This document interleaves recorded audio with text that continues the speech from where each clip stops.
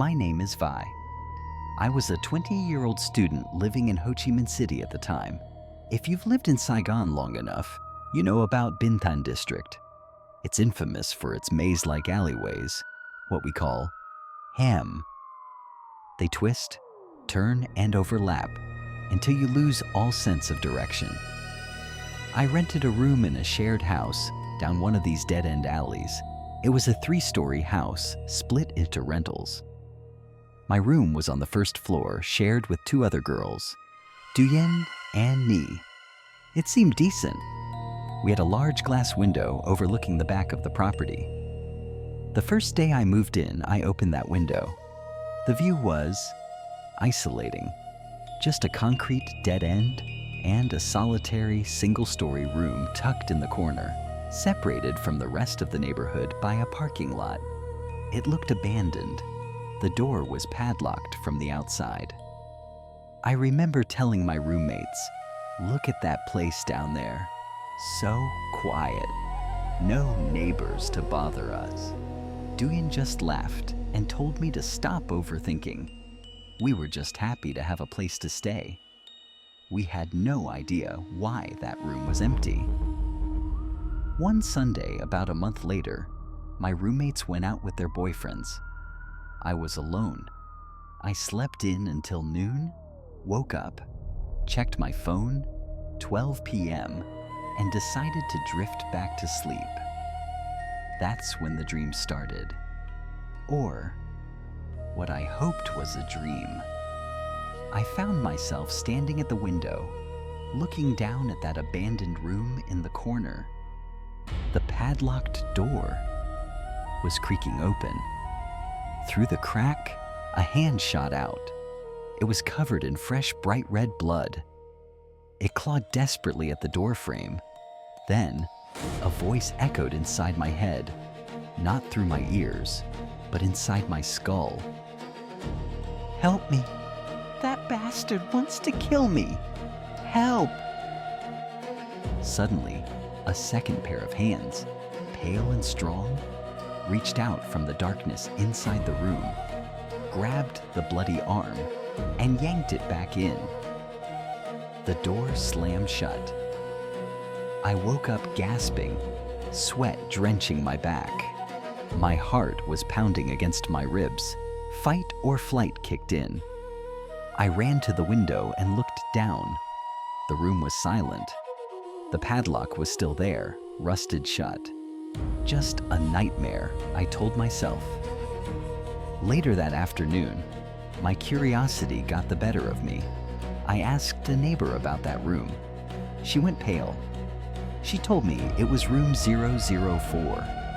3 years ago, a couple lived there. The man got jealous, accused the woman of cheating. One night, he stabbed her multiple times, then hanged himself. She died on the way to the hospital. A classic tragedy, but something about it made my skin crawl. I decided not to tell my roommates. I didn't want to scare them. Time passed. I tried to forget about room 004. One night, around midnight, Duyen and Nai were already asleep. I went downstairs to the communal kitchen to get water. It was pitch black on the ground floor. I didn't bother with the lights. I just used my phone's flashlight.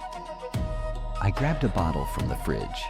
As I closed the fridge door, the beam of my phone light swept across the dining table. My heart sank into my stomach. There was a girl sitting there. She was wearing white pajamas, stained with dark reddish patches.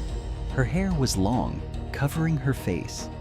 She was sitting perfectly still, facing the wall. I froze. I thought it was another tenant. "Hey, sister," I whispered. "Why are you sitting in the dark? Want me to turn on the lights?"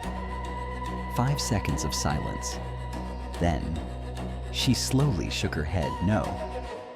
She didn't turn around. She didn't speak. A gut feeling told me, do not stay here.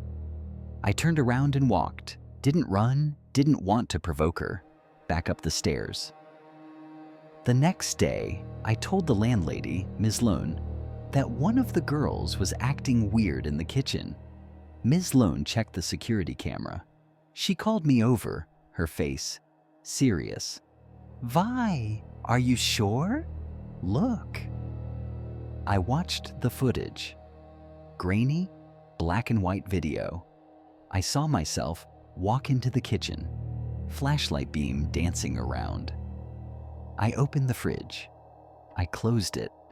I spoke to the empty air. There was no one at the table, just empty chairs. A chill ran down my spine that I will never forget. I knew then I wasn't alone in that house. Things escalated quickly after that. Summer came.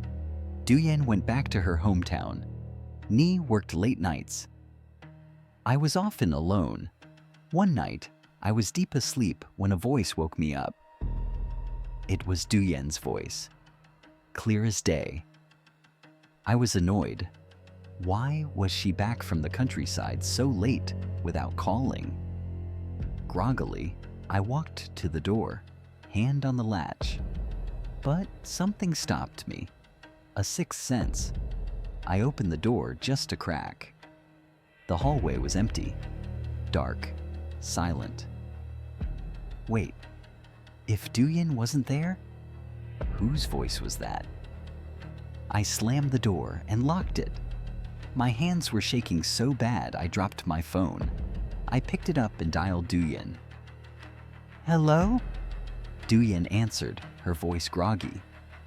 Did you just call me to open the door?" "What? Are you crazy? I'm in the countryside. I'm sleeping." I hung up. The blood drained from my face. Then, the pounding started again. Aggressive, violent. "Open the door! It's Ni! I forgot my keys!" I backed away into the corner of the room, tears welling up. Was it the thing mimicking Duyen? Was it mimicking Ni now? "Who is it?" I screamed. "It's me! Ni! Open up!" I took a gamble. I opened it. It was Ni. She looked at me like I was insane. She had actually forgotten her keys. I collapsed onto the floor, sobbing. But I knew that first voice, that wasn't Duyen. I moved out shortly after. I couldn't stay there anymore, but here is the part that keeps me up at night. I sat in a coffee shop trying to make sense of everything before I left.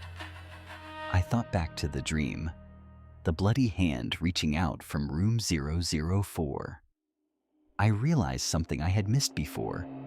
In the dream, the hand reaching out for help was small, slender, a woman's hand. But the hand that grabbed her, the hand that pulled her back into the darkness to die, it wasn't a man's hand. It was also small, slender. It was another woman's hand. The story was that the husband killed the wife. But what I saw suggests something else, something much angrier. I still don't know exactly what happened in room 004, or who was sitting in that kitchen with me. I'm just glad I got out before those hands tried to pull me in.